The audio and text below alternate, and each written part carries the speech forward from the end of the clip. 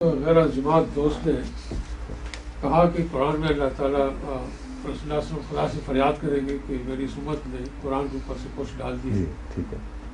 تو میں نے ان کو جواب دیا کہ میں سمجھتا ہوں کہ ان کے زمانے میں تو رسول اللہ صلی اللہ علیہ وسلم کے صحابہ نے نہیں ڈالا تھا. بھیڑ بکری تو ذبح ہوئے لیکن قرآن کی حفاظت کی اور کبھی نہیں کیا.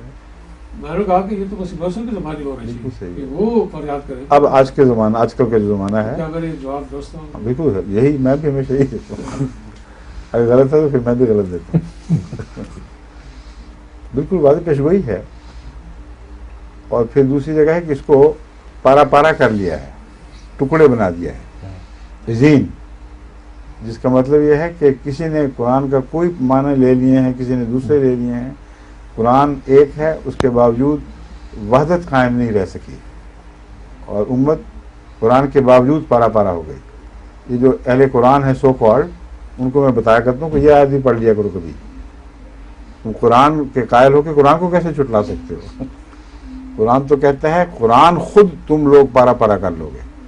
تم اکٹھا کیسے کرے گا وہ قرآن جس کو پیٹھ کے پیچھے پھینک بیٹھے ہو اور پکڑو تو ایک ٹکڑا پکڑو اس کا.